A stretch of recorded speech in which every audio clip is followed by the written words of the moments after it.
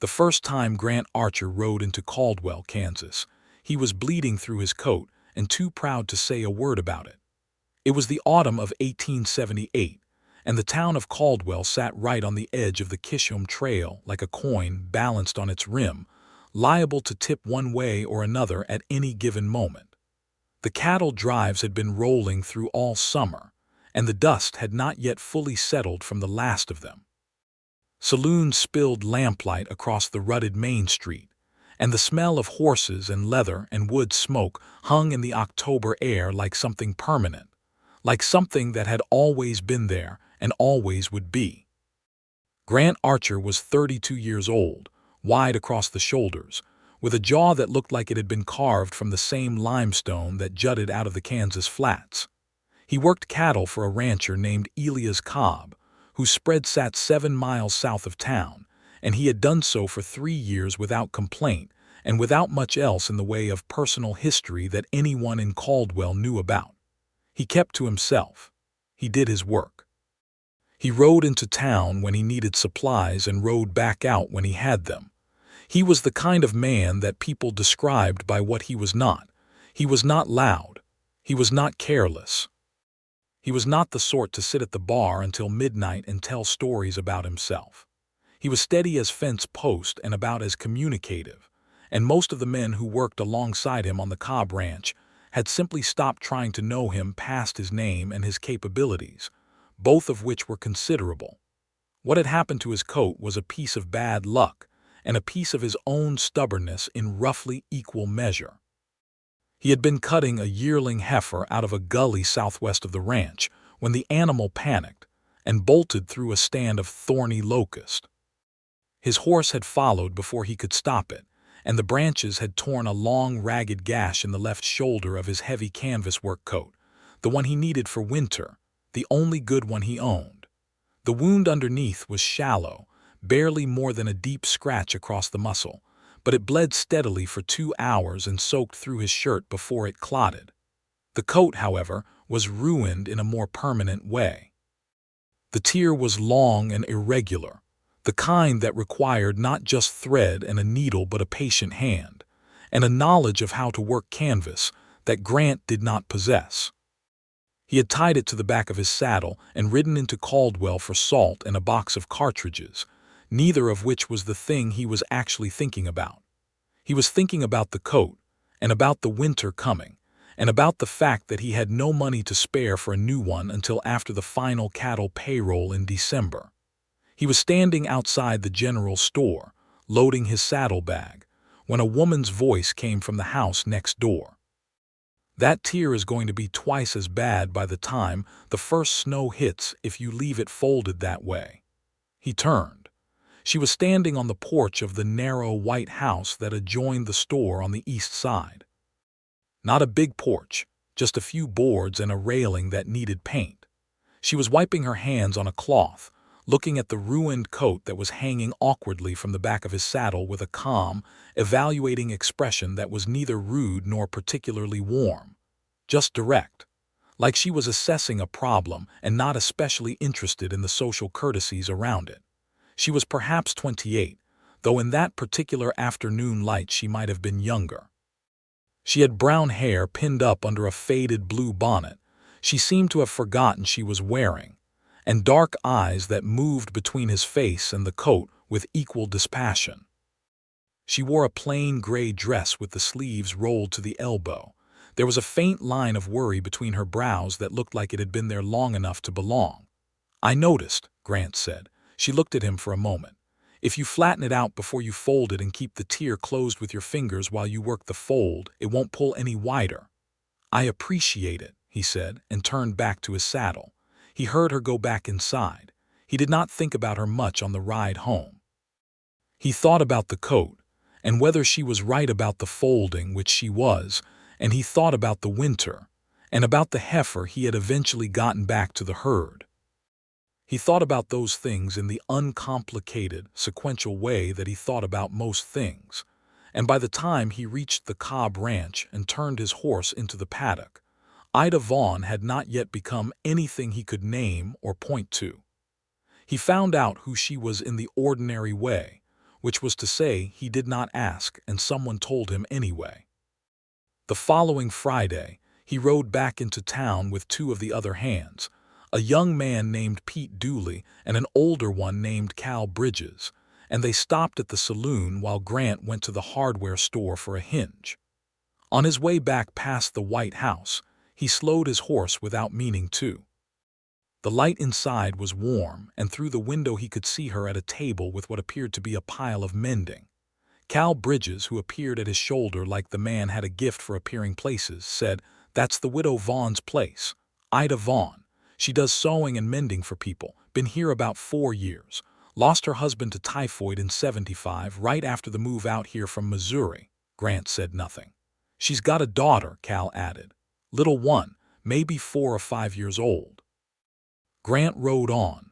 He did not return to town for 2 weeks after that, and when he did, it was dark before he finished his business, and the White House was shuttered and quiet. He told himself he had not looked at it. He had not exactly looked at it. He had been aware of it in the same neutral way he was aware of the livery stable and the land office, as features of the landscape that required acknowledgement but not attention. The coat got worse through November, which was petty revenge from the universe, or simply the result of wearing a damaged garment in hard conditions. The tear, despite his efforts with the folding, had opened another inch by the time the first serious cold rolled down from the north. He had attempted to mend it himself one evening by lamplight with a heavy needle and some sinew he had on hand, and the result was functional in the way that a badly set bone is functional. It held, but it pulled in wrong directions and the shoulder seam no longer sat right, and every time he raised his left arm it pulled against itself like an argument. He wore it anyway, because there was no alternative, and because pride is a thing that does not always present itself in recognizable form. The first snow came in early December, which was not unusual for Kansas, and it was the kind of snow that was not picturesque. It came sideways off the open flats, mixed with ice, and it got into every gap and tear in every piece of clothing a man owned. Grant's left shoulder was wet and cold for an entire week of fence mending, and by the time the payroll came through and he had enough cash to think about buying a new coat, he discovered that McKinney's General Store in Caldwell had sold its last 2 canvas work coats to a couple of cowboys off the last trail crew of the season. He was standing in the store with this information and a bank of cold displeasure settling over him when McKinney, a small cheerful man with the energy of someone who had been drinking coffee since before sunrise, said, "Ida Vaughn could fix that for you, you know. She's done heavier work than canvas. Fixed up a saddle blanket for Elias Cobb's boy last winter that the man himself thought was beyond saving." Grant looked down at the coat in his hands. He had taken it off to examine it in the warm light of the store, and it looked worse than he had realized. The original tear and his own poor repair and the stress of 3 weeks of hard weather had combined to make something that was less a garment and more a record of small disasters. "I don't like owing favors," he said. "She charges for the work," McKinney said. "It ain't a favor if you pay for it. It's commerce." Grant put the coat back on. He stood there for a moment more, the way he stood when he was working something out internally, which was without moving or changing expression. Then he said, "What's fair to pay for a canvas repair like this?" McKinney told him, and Grant nodded, and then he walked out of the store and directly away from the White House with the narrow porch. He rode back to the Cobb Ranch and spent 2 more weeks in a coat that worsened by the day. He did not go back to Ida Vaughn's house. He did not explain to himself why. It was simply the case that every time he considered it, something in him that was not quite stubbornness and not quite shyness and not quite grief, though it had features of all 3, rose up and redirected him. He ate his supper. He repaired the fence. He rode out in the cold and did his work and came back in, and the coat held together because it had to and because he willed it to, more or less. The winter passed. Spring came up out of the Kansas soil with its usual defiant abundance, and Grant traded his damaged coat for a lighter jacket and forgot about it, or did not forget about it but set it aside, which in his experience was the same thing for a while. The summer of 1879 was long and dry and full of cattle and noise, and the familiar rhythms of the trail season. He was good at his job in the specific way that mattered in that country. He could read weather and cattle and horses with a fluency that was mostly instinct refined by years into something that looked like wisdom. Elias Cobb trusted him, and that trust had its own value in a world where trust between men was a practical currency. He thought about Ida Vaughn occasionally, in the passing way that a man thinks about something he once noticed and then turned away from. Not with longing, not with any particular feeling he could name. More like the way you might think about a road you did not take, with a kind of neutral curiosity, no investment, no urgency. He heard about her in the way you hear about people in a small town, which is to say by accident and in pieces. She was doing well with her mending work. She had taken on some laundry work as well, for 2 of the saloons and for the doctor. Her daughter was named Clara, and she was a bright and energetic child who was apparently known throughout Caldwell's one schoolroom for asking more questions than the teacher could answer. Clara was 5 now, the age when children are a kind of small, loud force of nature. The whole picture of Ida Vaughn's life assembled itself in his mind without his permission, in the way that the details of another person's existence accumulate when you live close enough to the edges of their world. He told himself none of it was his business, which was true. The 2nd October came, and with it the cold, and with the cold came the realization that he had a decision to make about the coat. He had pulled it out of the trunk at the foot of his bunk and held it up in the slanted early morning light of the bunkhouse, and it was worse than he remembered. The repair he had made had torn clean out over the summer, and the original tear had somehow widened, possibly because he had not stored it flat as the woman had told him to. It was, honestly, beyond his ability to fix. He could see that as clearly as he could see anything. He rode into Caldwell on a Tuesday with the coat rolled up and strapped to his saddle, and he went to McKinney's store first, and McKinney confirmed that he was still out of the right size and would be until spring.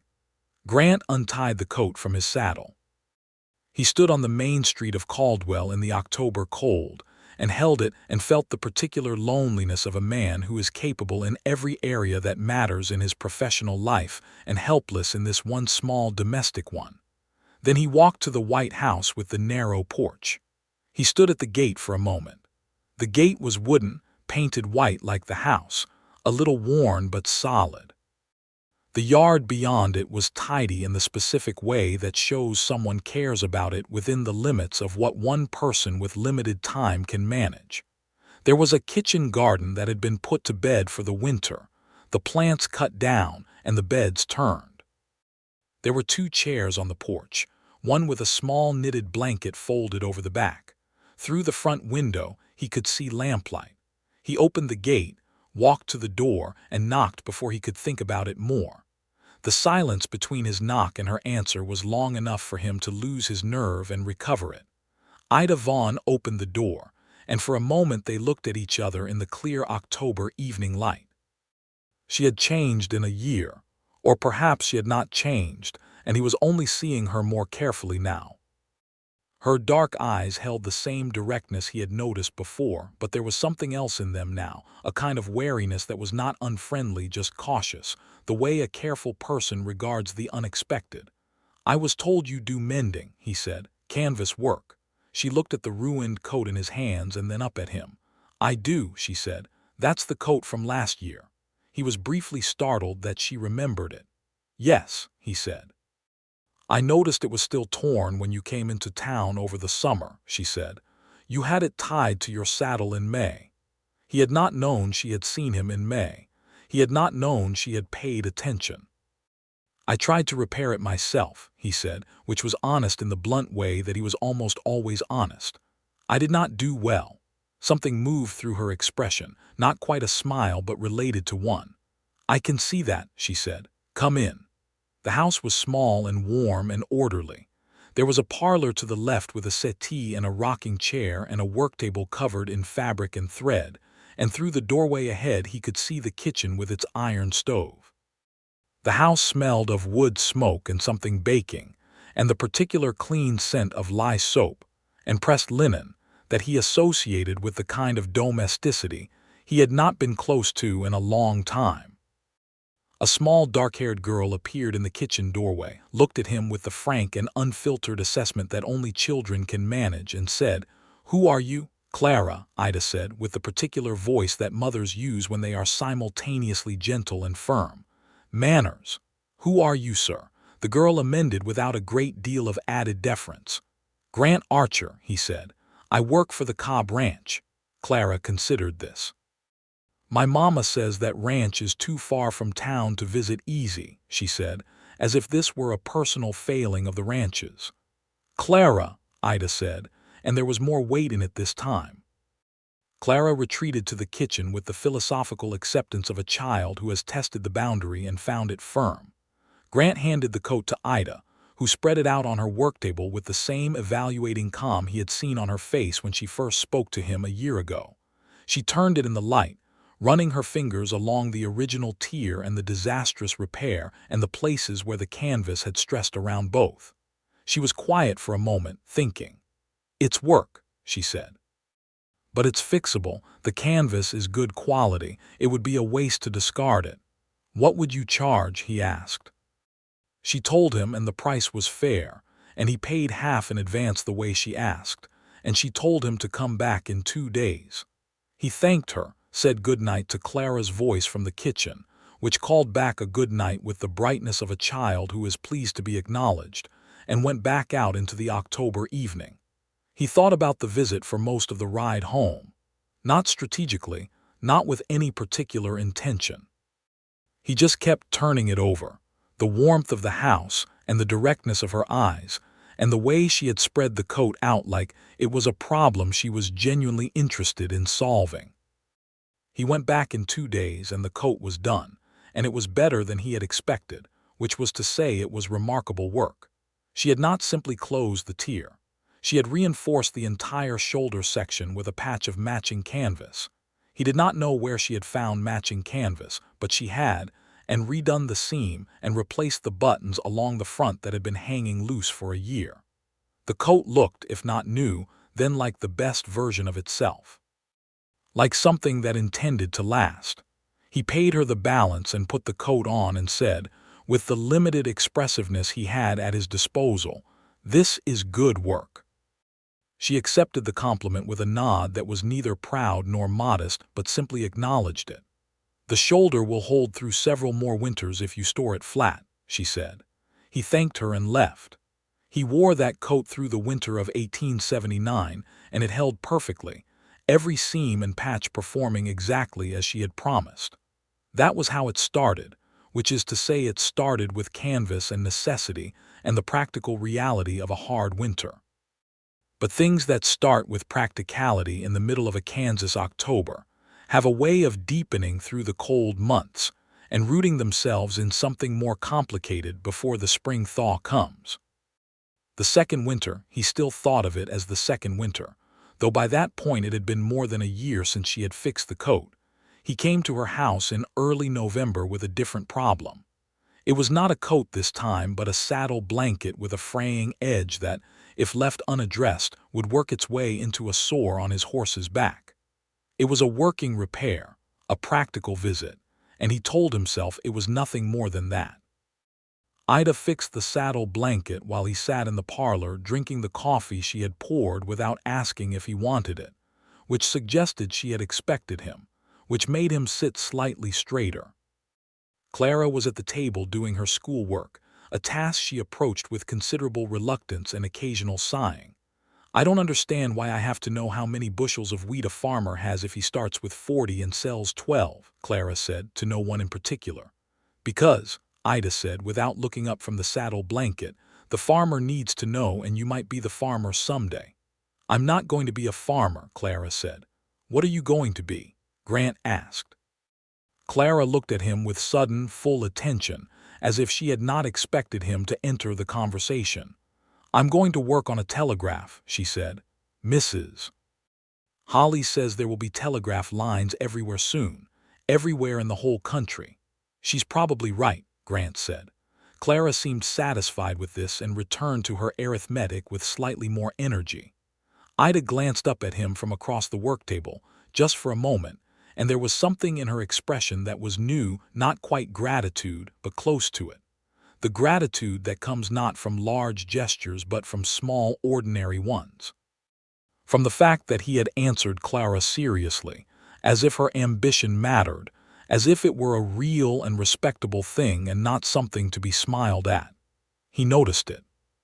He noticed it and looked away, and the room was warm and the lamp was bright, and outside the November wind was beginning to mean business.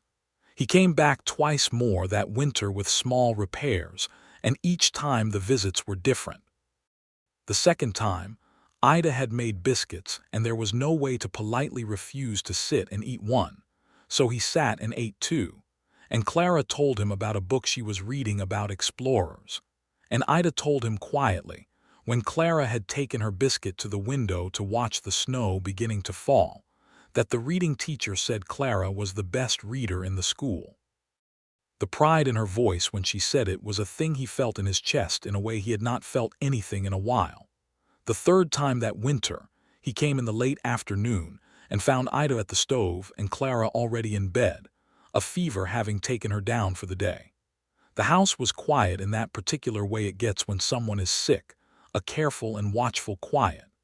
Ida was making broth, and she moved with the controlled efficiency of a person who is managing worry by keeping busy.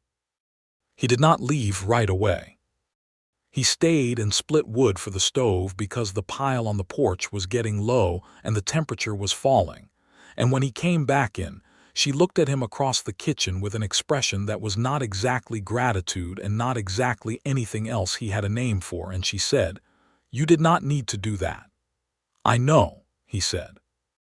They looked at each other for a moment, and then she said, "Sit down," and he sat, and she poured him coffee and they sat in the quiet kitchen while the stove ticked and the snow fell outside and Clara slept in the room above them.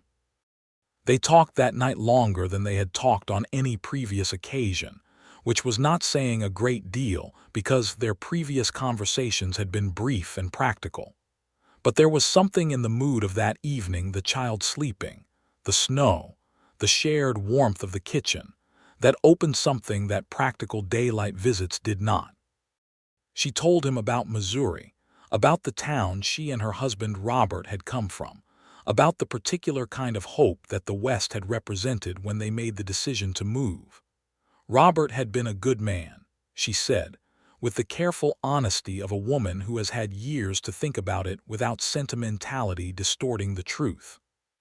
He had been good and he had been young and he had died of typhoid in the summer of 1875, 3 months after they arrived in Caldwell, in a town where they knew almost no one and had almost nothing. "I had Clara," she said. "She was 2. I had this house which we had just bought and did not yet own, and I had a Singer sewing machine that I had brought from Missouri, which turned out to be the most practical thing either of us ever purchased." Grant said, "You built something out of that." "I had to," she said. "That's not the same as less," he said. She looked at him with something sharp and evaluating, as if she was deciding whether he meant it or whether it was a kind noise. She seemed to decide he meant it. Something in her shoulders settled slightly. He told her about himself in the limited way that was available to him, which was to say he told her facts. He had grown up in Tennessee. He had come west after the war. He had been 16 when the war ended, not old enough to fight but old enough to have the war shape him. His family's farm had not survived the Reconstruction years. He had come west at 19, because west was where men went when the place they came from no longer held anything for them. He did not tell her about the girl in Tennessee, the one he had expected to marry when he came back from nothing, and found she had married a man with more prospects and less damage. He did not tell her that, but in the quiet way that things communicate themselves in a warm kitchen at 9 at night in a snowstorm, he suspected she heard it anyway. He left at 10 o'clock, and he stood for a moment at the gate in the snow, and the house was bright behind him, and he felt something he had not felt in a long time, which was the specific ache of wanting to stay somewhere. He told himself he would be careful.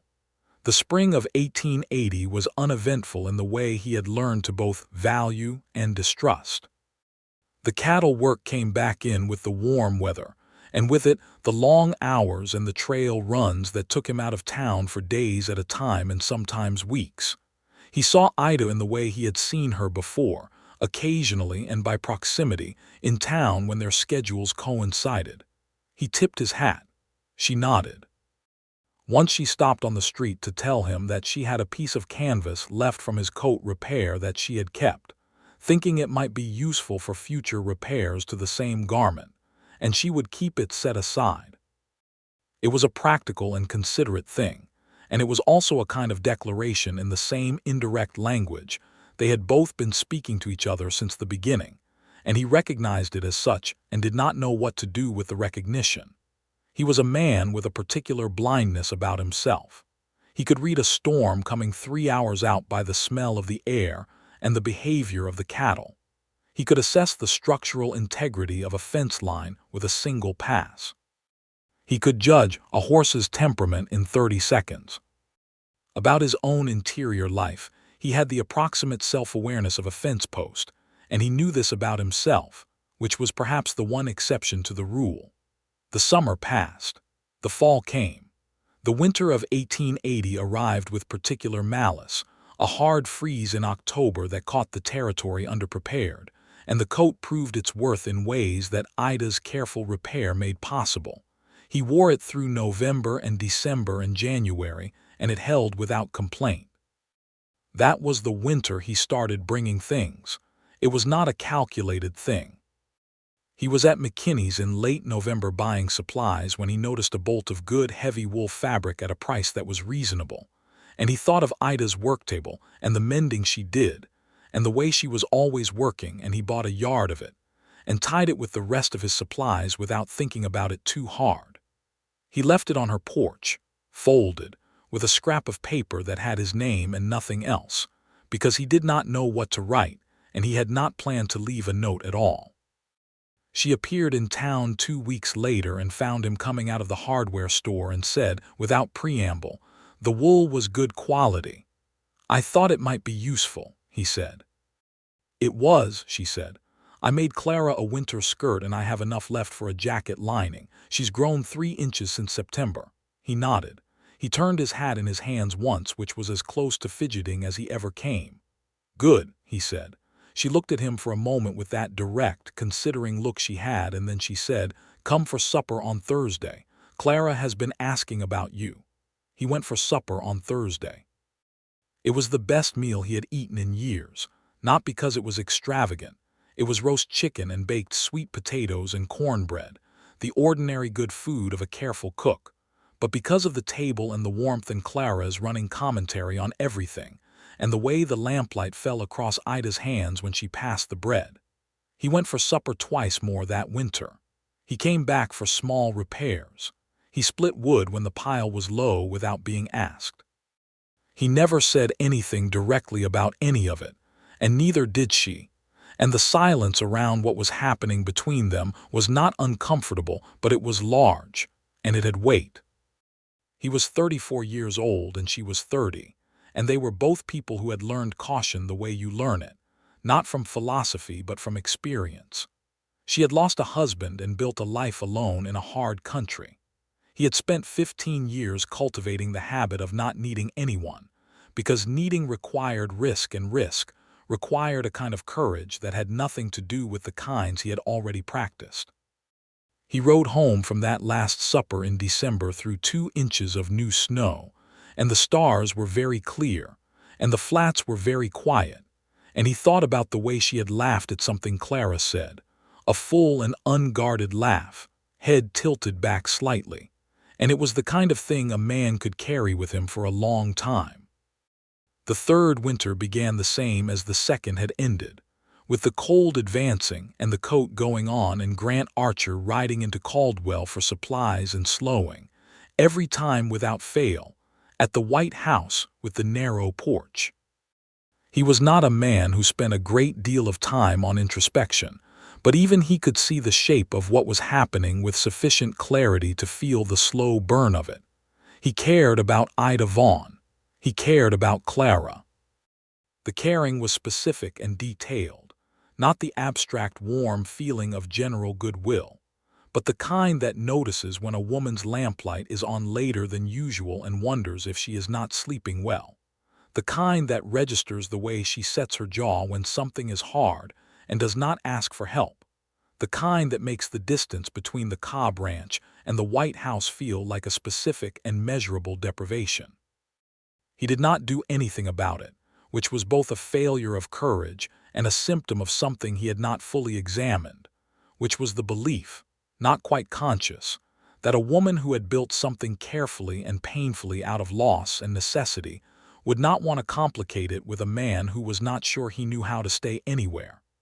That was the winter the coat came back to him in the new way, the way that changed things. It was early in December of 1880, and he had brought the coat in for its annual inspection. That was how he had come to think of it, not as a repair visit but as an occasion, a reason that worked for both of them. And Ida had turned it in the light and found two places where the canvas was beginning to stress around the old repair, and said she would reinforce them before they became actual tears. He had left it with her and gone about his business in town, and when he came back to collect it, she was not home. He knocked twice and there was no answer, and after a moment he noticed the coat was not inside but hanging on the saddle horn of his horse, which he had tied at the gate. She had come out while he was at the hardware store and put it back without telling him she had done so. And it was not simply back. It was better than before. Not just the two stressed points addressed, but the entire left panel restitched with a tighter weave.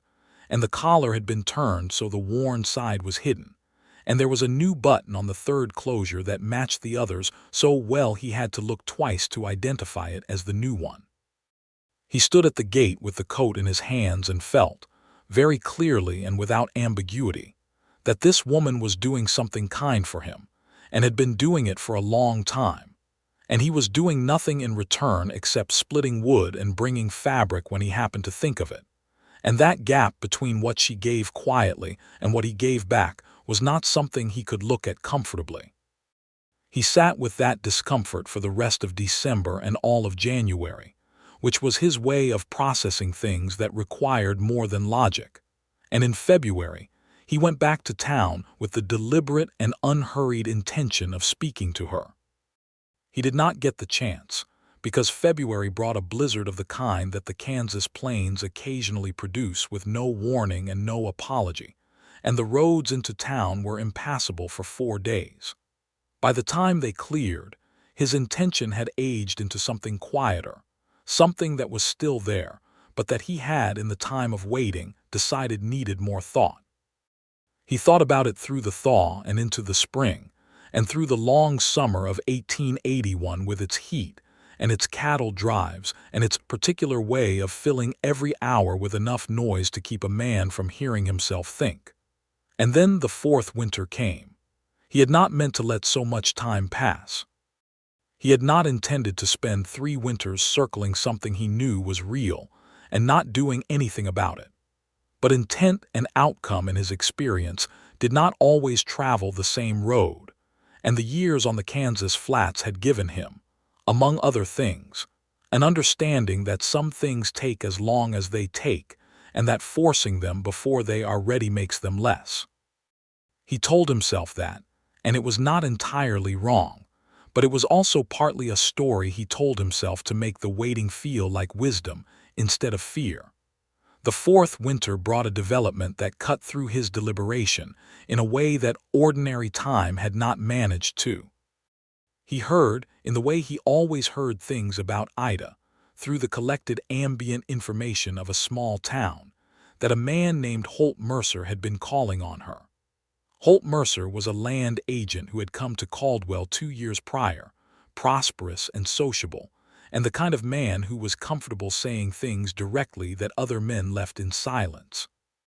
Grant heard this on a Friday afternoon in November from Pete Dooley, who had heard it from someone in town, and he felt it land in his chest like a stone in still water, the ring spreading out from it in a way that clarified with absolute finality what he had been taking a long time to understand. He was in love with Ida Vaughn. He had been in love with her for somewhere between 1 and 3 years, depending on when exactly you decided to start counting. And he had been doing nothing about it except riding past her house and splitting her wood, and appreciating from a careful and cowardly distance the particular quality of her laugh, and the way she talked to her daughter, and the invisible kindness she performed for him every year on a coat she did not have to touch. He sat with this knowledge for exactly 3 days, which was the minimum amount of time his particular temperament required to move from understanding to action. And then on a cold Monday morning in the last week of November 1881, he saddled his horse and rode into Caldwell. He stopped at McKinney's store and bought nothing, but took longer than necessary to look at the goods on display, which was his way of settling himself. McKinney asked if he needed something specific, and Grant said no, thank you, and McKinney gave him the look that small-town store owners give men who are clearly preparing themselves for something and have wandered into the store for moral support they will not request out loud. Grant walked out of the store and turned left toward the White House. The gate was the same gate. The porch was the same porch, though the chairs had been moved slightly, and there was a clay pot of dried late-season flowers near the door that had not been there before. He walked up the path and stood at the door and knocked, the same 3 knocks he had been knocking for 4 years. This was the knock that was different. Ida opened the door. She had flour on her hands and a distracted look on her face that suggested she had been in the middle of something. When she saw it was him, the distraction cleared, and in the clearing he saw something else, the particular expression of a woman who has been waiting for a thing so long she has stopped actively waiting for it, and then suddenly it is at her door. "Grant," she said. "I need to talk to you," he said. "Not about the coat." She looked at him for a moment, and then she stepped back and opened the door wider. The parlor was warm. Clara was at school. The worktable was covered with fabric and thread and the particular careful industry of her livelihood. He stood in the middle of the room and held his hat in both hands because he had nothing else to do with them, and he said, "I have been coming to this house for 4 years. "You have," she said. "I have been coming for repairs and for supper, and because Clara asks about me, which I appreciate more than I have said." He paused. "And I have been coming because you are here." And I have not said that directly, and I should have said it directly a long time ago, and I am sorry that I did not. Ida had her hands clasped in front of her, her expression careful and watchful.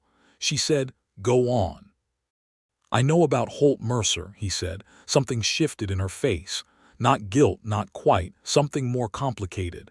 "He is a decent man," Grant said, because honesty required him to say it.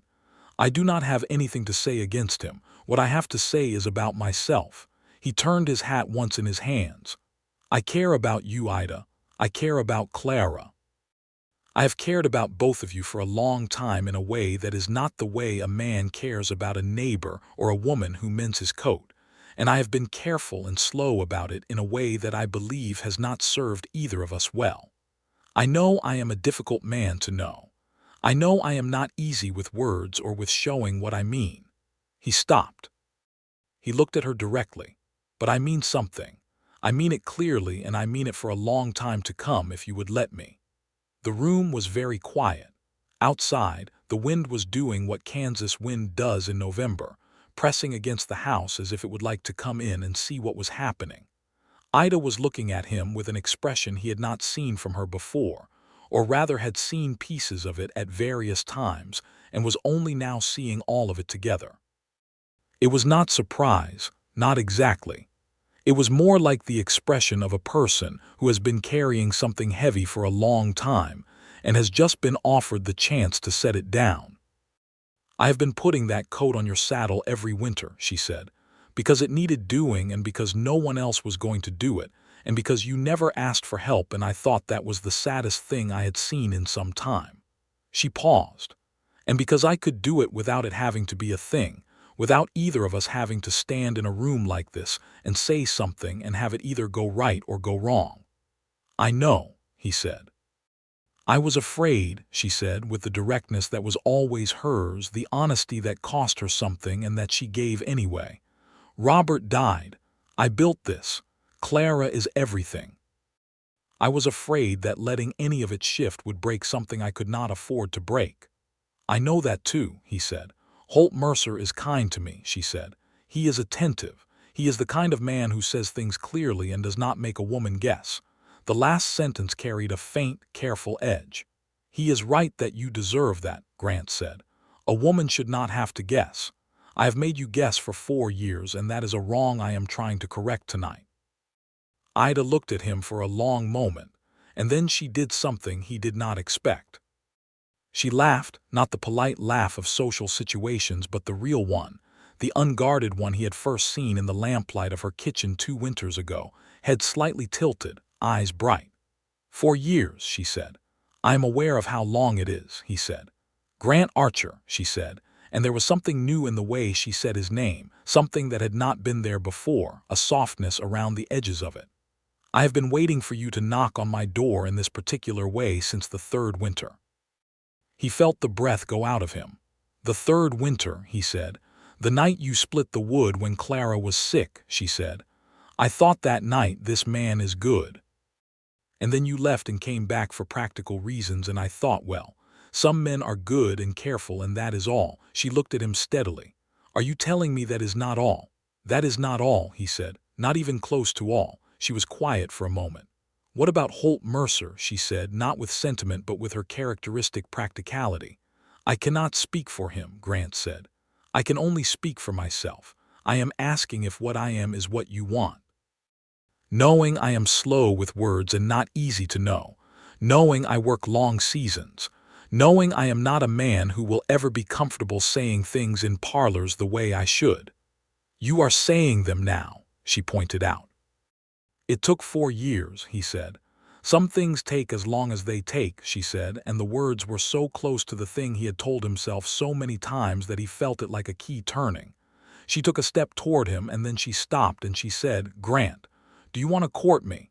Yes, he said without pause. Yes, she held out her hand. Not to shake it, but simply to offer it, and he took it. And they stood in the warm parlor with the wind pressing at the windows and her hand in his, and it was the most uncomplicated thing either of them had felt in a very long time. He did not stay late that night. He stayed for coffee, and for the first hour of what would become 100 hours of conversation in that parlor across that winter. And then he rode home in the cold, with the coat buttoned to his chin, and the feeling that the world had shifted slightly on its axis in a way that was irreversible and very good. Clara came home from school the following day to find Grant's horse at the gate, and she walked in and took in the 2 adults sitting at the kitchen table with coffee and conversation and the particular air of something having changed. And she said, with the directness that she had inherited entirely from her mother, "Is Grant courting you?" "Yes," Ida said. Clara put her school bag down and considered this. "Good," she said. "He knows about the telegraph," and she went to put her coat away, apparently satisfied that the important questions had been addressed. Grant looked at Ida across the kitchen table and felt, for the first time in a very long time, that he was somewhere that intended to keep him. The courting was quiet and steady and exactly like the man, which meant it was less about grand gestures and more about presence. He came for supper on Thursdays and Sundays when his work allowed. He helped with things that needed helping. He talked to Clara about the telegraph, and about the books she was reading and about the things she noticed. And Clara, who was not a child who gave her regard easily or cheaply, gave it to him fully and without reservation.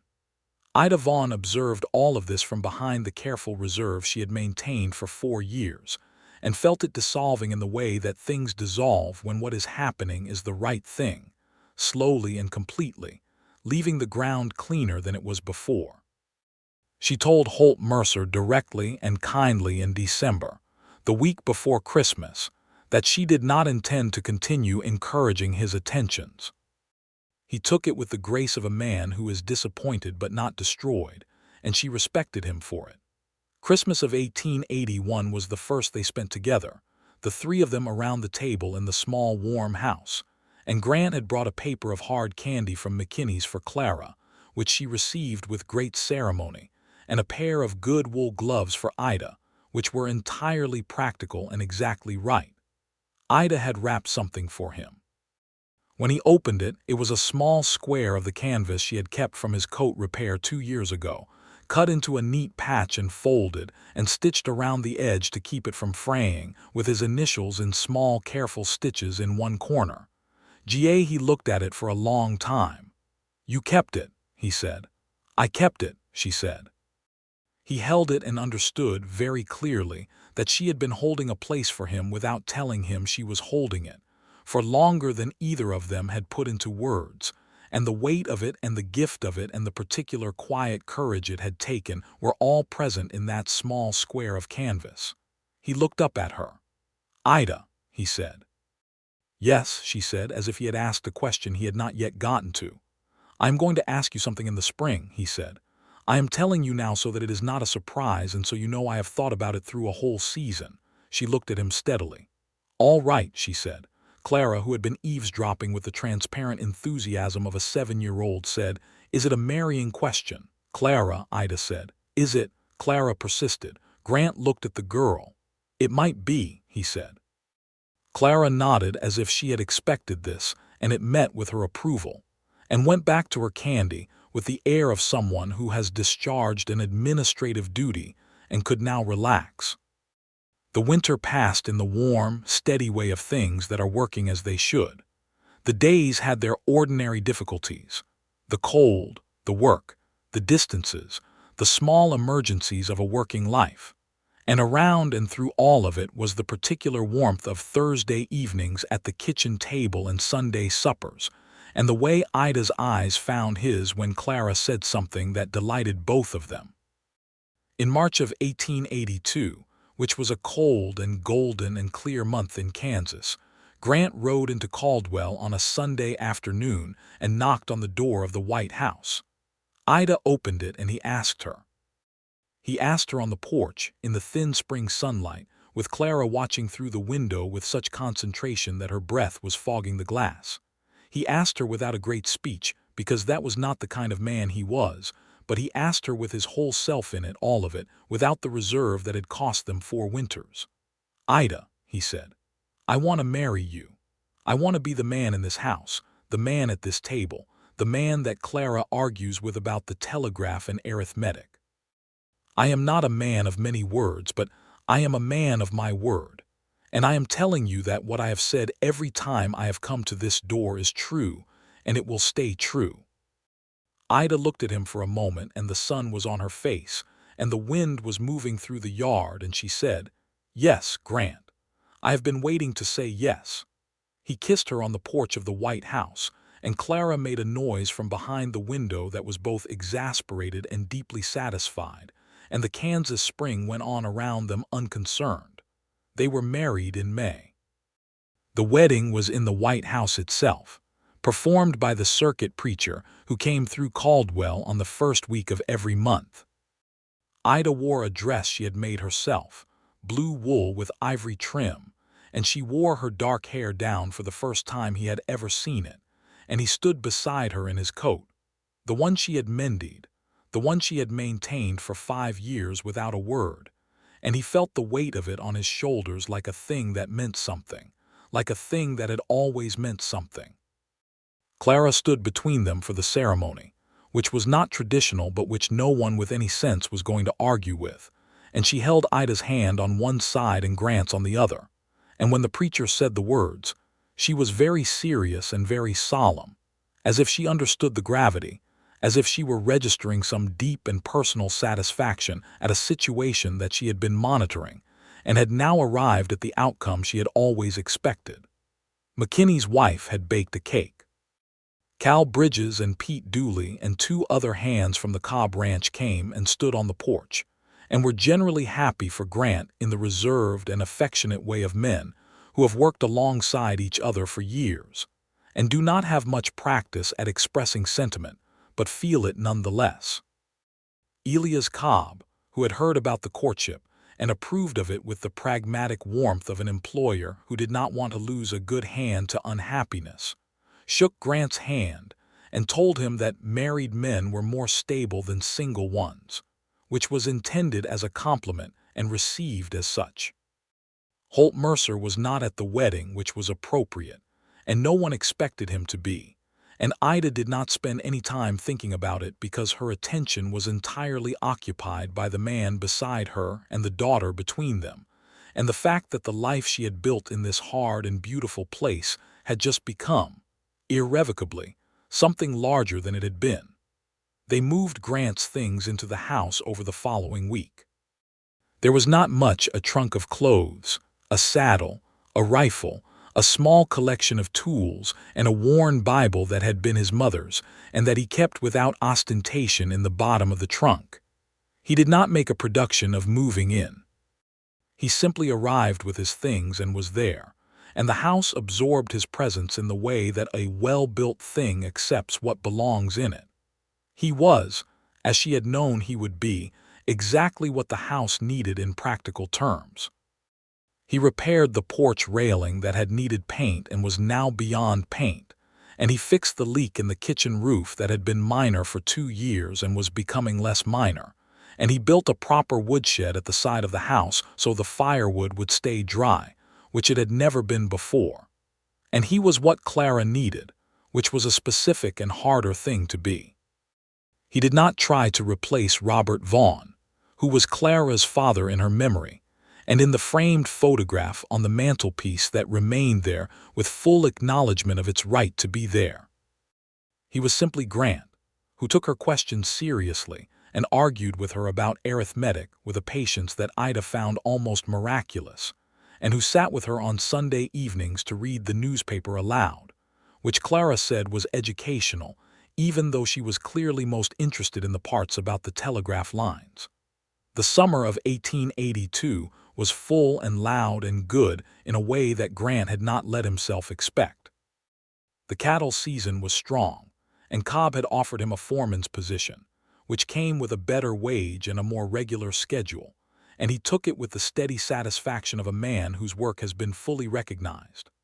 Ida's mending and sewing work continued to grow, because she was the best seamstress in Caldwell and had been for years, and now with Grant's income adding to hers, they were not comfortable in the affluent sense, but they were safe, which in that time and place was the more important thing. There were hard things too, because there always are. A drought hit the region in late summer, and the cattle numbers suffered, and several of the small homesteaders in the county lost their crops entirely. Grant helped where he could, spending 2 weekends in August helping a family named Hartley, recent arrivals from Ohio, with their failing well. Ida organized the women of the town to pool preserves and grain for 3 families who were in genuine difficulty, and did it with the quiet efficiency of someone who knew what it was to need and to have been helped. In the evenings that summer, after Clara was in bed and the house was settled, Grant and Ida sat on the repaired porch in the warm dark and talked with the ease of people who have moved through the formal and the careful, and arrived at something richer. He told her things he had not told anyone, about Tennessee, about the years after the war when the state was occupied, and his father's bitterness, and his own decision to leave and never go back.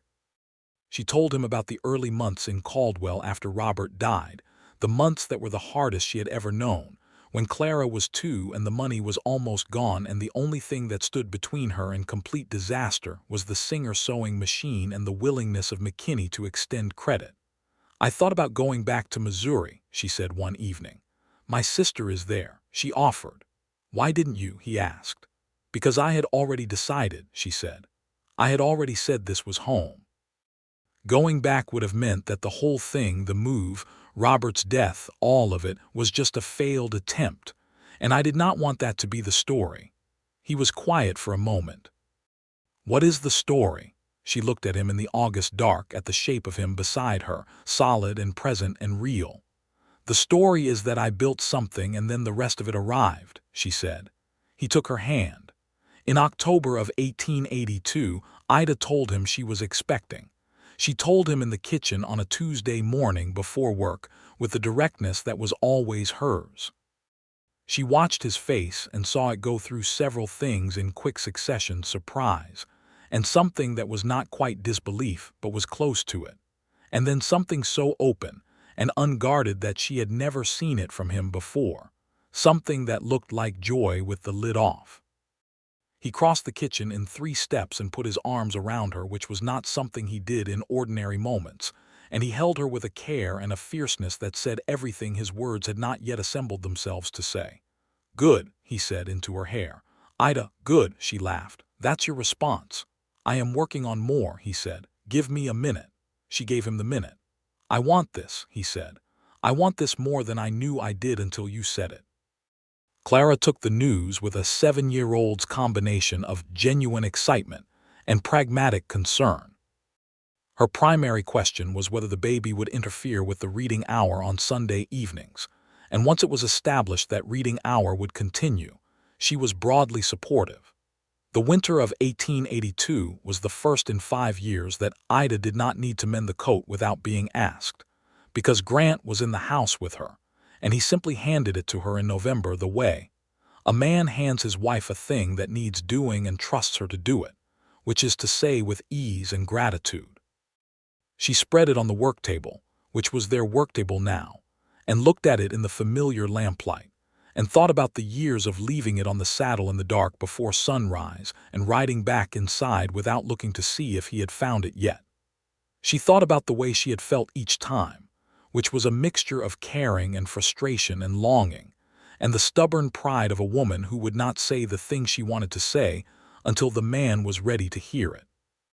She restitched the collar and replaced the lining on the left shoulder, and sewed a new pocket where the old one had finally given out. Grant came into the parlor while she was working and leaned against the doorframe and watched her with the expression she had come to know as his contentment face, which looked to the uninformed eye like no expression at all, but which she could read with the fluency of something that had grown between them without effort. "You have been mending that coat for 6 years," he said. "5 years without being asked," she said. "The 6th year is different." "Is it better?" he said. She looked up at him. "Considerably," she said. He came and sat beside her and watched her work, and the house was warm and Clara was asleep upstairs, and the coat was in her hands, and everything was exactly where it should be. In the spring of 1883, their son was born. He was born on a Wednesday morning in April, with the prairie wind blowing clean through the open window and the meadowlarks already singing in the yard, because Ida had said she wanted the window open, and no one was going to argue with her. He was a healthy and vigorous child with his father's jaw and his mother's dark eyes, and he announced his arrival with a volume and authority that suggested he planned to make his presence known from the beginning. Clara, who had been waiting on the porch since before dawn, was permitted into the room after an hour, and she looked at the baby with an expression that started out evaluative and became, over the course of about 30 seconds, entirely devoted. "He is very loud," she said. "Yes," Ida said from the bed, exhausted and radiant. "That is all right," Clara decided. "He will learn to be quieter. I did." "You did not," Ida said, and Grant laughed from the corner of the room, a full and unguarded laugh, and the baby startled at the sound and then settled. They named him James Robert Archer. James for Grant's father, in the generous spirit of men who can separate a person from their flaws. Robert for the man who had been Clara's father and Ida's husband, and who deserved to have his name carried forward by someone with a chance at a long life in a country that was, slowly and with great effort, getting less hard. James Robert was, from the beginning, the kind of baby who makes the people around him feel that things are fundamentally right. He was easy when he was not hungry and loud when he was, and he grew with the straightforward determination of something planted in good soil. By the summer he was filling out the clothes that Ida had made in anticipation, and by the fall he had the particular solidity of a Kansas infant, which is to say he looked like he was meant to stay. Clara adapted to being an older sister with more grace than anyone had predicted and considerably more bossiness. She appointed herself primary educator on matters that she considered important, including the nature of telegraph communication, the properties of the periodic table, which she had read about in a science pamphlet at school, and the correct way to fold a piece of paper to make a boat, which she considered a fundamental skill. Grant moved through the first year of his son's life with a quiet wonder that he could not, and did not attempt to articulate. He was not a man who narrated his feelings, but the feelings were present and enormous, and Ida saw them in the way he held the boy, careful and full, and in the way he sat with him on the porch on summer evenings, pointing out the horses in the paddock and the birds in the cottonwood trees, naming them with a patience and a thoroughness that suggested he believed every one of these things was important for the boy to know. The Cobb Ranch continued to do well under Grant's foremanship, which had the particular effect of giving him the authority to come home at a reasonable hour, a luxury that single ranch hands did not have. The cattle season of 1883 was strong, and the town of Caldwell, which had been growing steadily as the trail traffic increased, was beginning to take on the features of a permanent settlement. A new schoolhouse was under construction, and there was talk of a rail connection that would transform the economics of the whole region. Ida's sewing work had grown enough that she was turning clients away, which was a problem she addressed by apprenticing a younger woman named May Sutherland, who was 15 and eager to learn, and who had the steady hands and attention to detail that good sewing required. It pleased Ida to teach, in the same way it pleased her to do the work itself, which was the practical pleasure of someone whose skill is real and whose teaching of it multiplies the good it can do. Grant observed this about her and said nothing, which was his way, but one evening when Clara was helping with the supper dishes and James was asleep, he said quietly, "You are good at teaching her." Ida looked up from the fabric she was sorting. "She is easy to teach." "You were good at it before she came," he said. "You taught Clara to read before she went to school. You taught me where the seams go when the canvas is under stress." He paused. "You have been teaching things to people your whole life." She looked at him with that expression, the one that meant she was taking in what he had said and finding it larger than the words. "You notice that," she said. "I notice things," he said. "I am slow to say them, but I notice." She came across the room and sat beside him on the settee, which she did not always do, and leaned her shoulder against his, and they sat like that for a while in the companionable quiet that had become the sound of their marriage, the particular silence of two people who have stopped performing for each other and are simply being. The winter of 1883 brought snow earlier than usual, and with the snow came the sort of weather that tests everything. The woodshed Grant had built proved its worth, the coat that Ida maintained annually did its job, and the house held against the cold with the solidity of something that had been properly cared for. James had his first Christmas that year, which he celebrated mainly by chewing on a wooden block that Grant had carved for him, unaware of the season but fully engaged with the block. Clara received a new book, a collection of stories about natural philosophy, which she read aloud to James on the grounds that it was never too early to learn about the natural world. Grant gave Ida a new pair of sewing scissors, which was an entirely practical gift, and which she received with as much pleasure as if it had been diamonds, because she knew that he had ridden 15 miles to the town of Wellington to get the specific kind she had mentioned once in passing 3 months earlier. The fact that he had remembered, the fact that he had listened and held the detail for 3 months and acted on it, that was who he was, and it was, she thought, one of the best things about loving him. In the new year of 1884, a thing happened that put some color in the ordinary run of their days. A group of Osage men came through Caldwell in late January, a party of 6 traveling south, and one of them had a badly injured horse that could not go further without rest. The men asked at the livery for feed and space, and the livery owner, a man named Carver who was known for neither generosity nor discretion, refused them. Grant was at the hardware store when he heard the commotion, and he walked over and assessed the situation with his characteristic directness. And then he told the Osage men that they could use the Cobb Ranch's secondary paddock, which was inside the town limits and which he had authority over, and that there was feed available and water and a warm stall for the injured horse. Carver protested, loudly and with several arguments that were common in that time, and that Grant considered and then dismissed with the plainness of a man who has made up his mind about what is right and does not need to rehearse it. "The horse needs care," Grant said. "These men need a night's rest. The ranch has space. That is the whole of the matter." The men stayed 2 nights. The horse recovered enough to travel.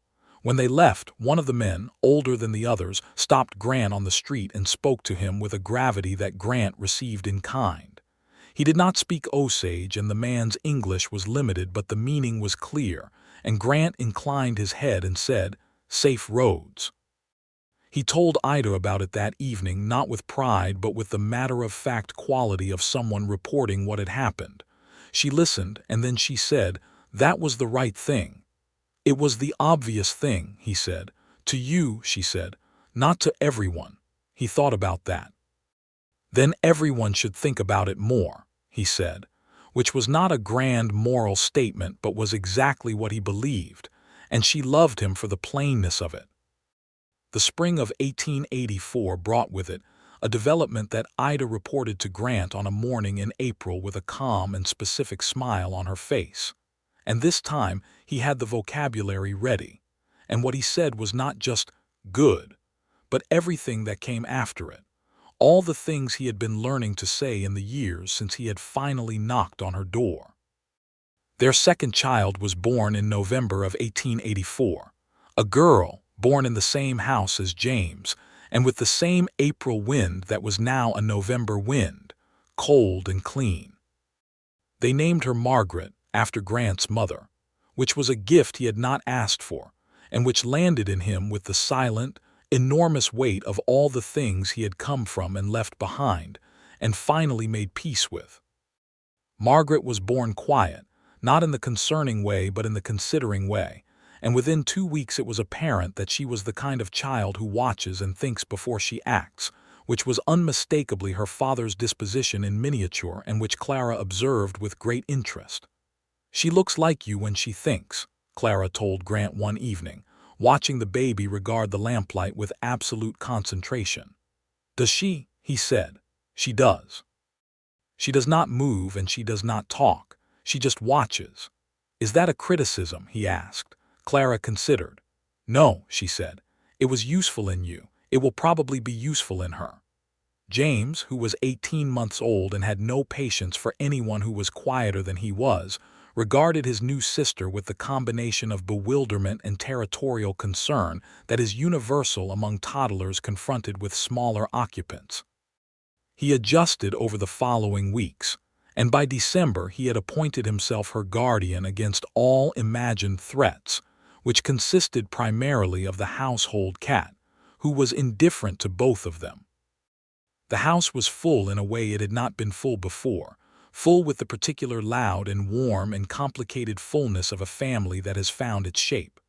The work table was still covered in Ida's fabric and thread. The woodshed was full.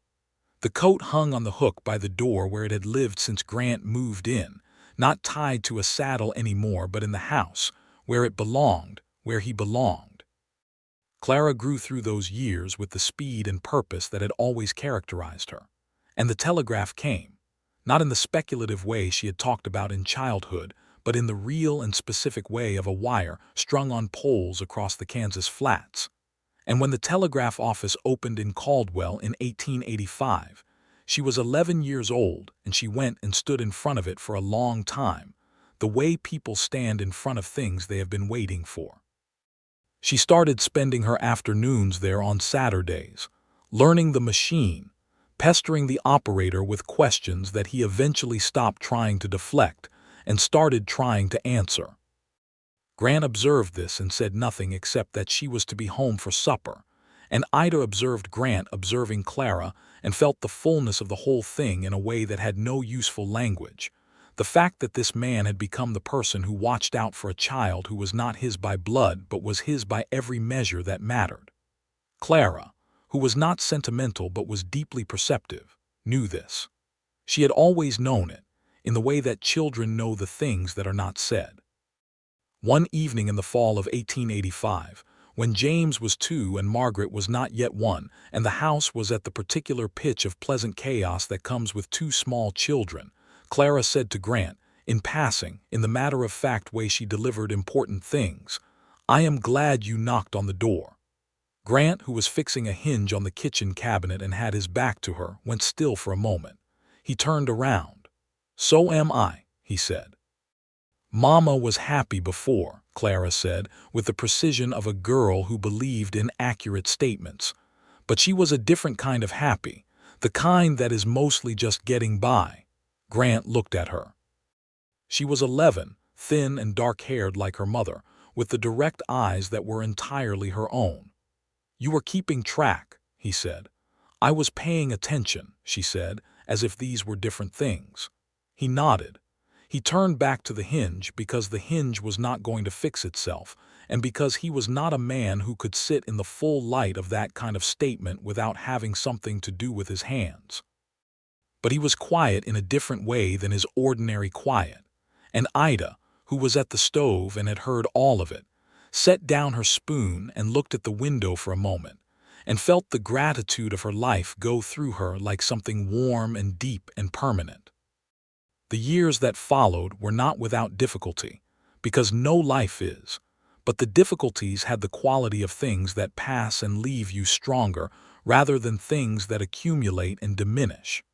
There were hard winters and dry summers, and the ordinary financial pressures of a working life in a territory that was still becoming itself. There was a sickness in 1886 that took the youngest Hartley child and troubled the whole town with the grief of it.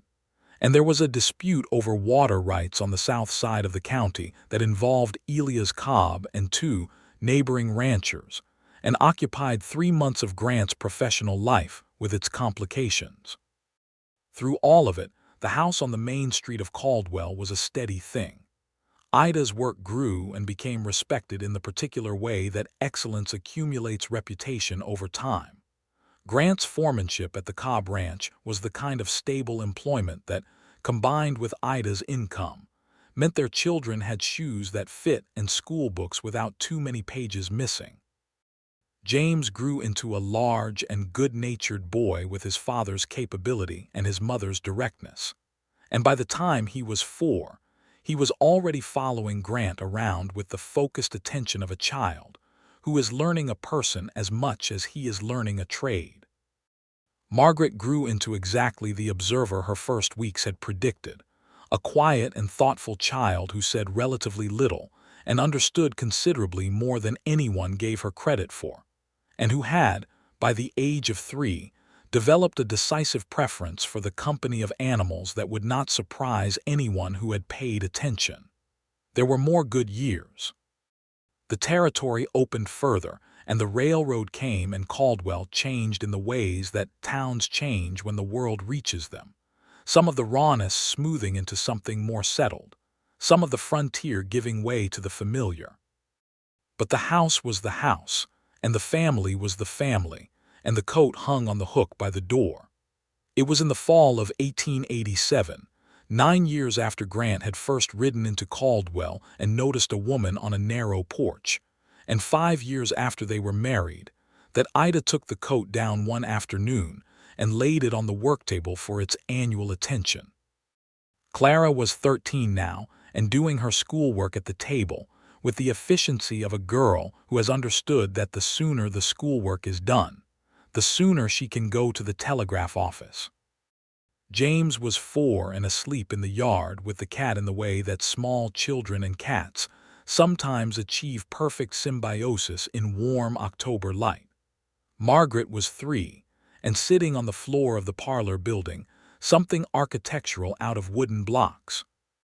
The house was quiet in its full way, the quiet of a place that is occupied by people who belong in it, and Ida smoothed the coat out on the table and ran her fingers along the seams the way she had done every year for a long time now, looking for stress, looking for wear, looking for the places that would need attention before the cold came in earnest. Grant came through the kitchen door in his shirt sleeves, having left his work jacket on the porch, and he stopped in the doorway of the parlor when he saw her at the table. She looked up. "It needs the left shoulder seam done again," she said, "and the second button is working loose." He came and stood beside the table and looked at the coat with her, at the years of repairs laid over each other, at the original canvas underneath all the careful attention. He put his hand on it. "Ida," he said. She said, already threading her needle. "I am glad I knocked," he said. She looked up at him with those dark eyes, and there was everything in them that had been building since the first afternoon on the narrow porch, all the seasons and the winters and the waiting and the work, and the love that had grown from a practical thing into something that had no edges and no ceiling. "I know," she said. "I have been glad every day that you did."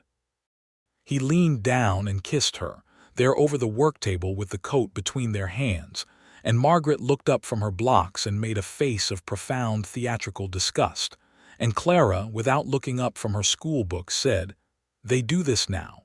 You will get used to it." The light came through the October window and lay across the table and the coat and the two of them, and outside the Kansas plains went on in their enormous and indifferent way, and inside the house everything was exactly and completely what it should be. In the spring of 1888, Ida found herself with child a third time, which she reported to Grant with the same calm directness she brought to most things, and he received with the same unguarded joy that had never diminished in the years of their marriage. This child arrived in December, a boy, born in the deep of winter with the snow against the windows and the wood stove burning high, and they named him Thomas, which was a name they had simply agreed on in the easy way they agreed on most things now, without argument and without much ceremony. Thomas came into the world as the youngest of three, and the house that had once held Ida and Clara alone absorbed him and the noise of him with the generous ease of something built for exactly this, for this specific warm and complicated fullness. Clara, at 14, was already half a woman, already watching the world with the intelligence and ambition that would take her places that neither she nor anyone else in Caldwell could yet fully imagine. James, at 5, appointed himself Thomas's first defender with a seriousness that was thoroughly his father. Margaret, at 4, regarded the new baby with the philosophical consideration of a naturalist encountering a new species. Grant Archer, who had ridden into Caldwell in the autumn of 1878 with a torn coat, and no one waiting for him anywhere, stood in the doorway of the bedroom on the morning of his youngest son's birth, and looked at his wife in the bed, and his 3 children arranged around her in various stages of attention and exhaustion, and felt the full weight of the life he had almost let go by. The life that had been offered to him in the quiet and patient and unassuming form of a woman who mended things and left them where they needed to be. He had knocked. That was all. He had finally knocked on the door of the thing that had been waiting for him, the thing that had been preparing itself and maintaining itself, and keeping his place warm through 5 cold winters and a lifetime of careful hoping. He crossed the room and sat on the edge of the bed and took Ida's hand, and she looked at him the way she always looked at him, direct and clear and full of everything. "We are something, Grant Archer," she said quietly, so the children would not hear all of it. "We are," he said. Outside, the December wind moved across the flat white Kansas plains with its customary and indifferent authority, pressing at the windows of every house and asking the question that wind asks in winter. Are you warm? Are you held? Are you home? In the white house on the main street of Caldwell, the answer was yes. The answer had been yes for years, and it would be yes for years to come, and the coat on the hook by the door was only the first evidence of it, the smallest and most practical record of the love that had grown between 2 careful people who had both, finally, found the courage to stop being careful. The stove was burning. The children were breathing. The night was long and cold and lit by stars that the plains of Kansas displayed with a generosity that the land withheld in other seasons, as if the sky understood that the people below needed something to look at in the dark, something large and clear and permanent enough to make the ordinary hardships feel proportionate. Ida fell asleep with her hand still in Grant's, and he sat for a while longer, not ready to leave the moment, not willing to step out of it into the practical world any sooner than necessary. This was new in him, the ability to stay inside a good thing and not be looking already for what came next or what might go wrong. She had taught him that without teaching it, the way she taught most important things, by simply living it and letting him watch. He leaned down and kissed her hair, and she stirred slightly but did not wake, and he eased his hand from hers and stood and looked at the room, at the sleeping children and the sleeping woman and the winter outside the window. He went downstairs and put another log on the fire and sat in his chair in the quiet parlor, and the house spoke to him in all its small voices, the settling of wood, the tick of the stove, the distant sound of James turning over in his sleep upstairs.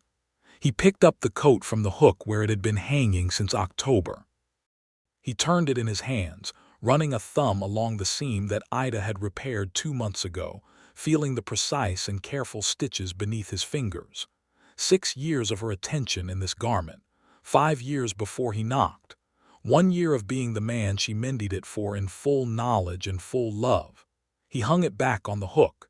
He sat back down in his chair.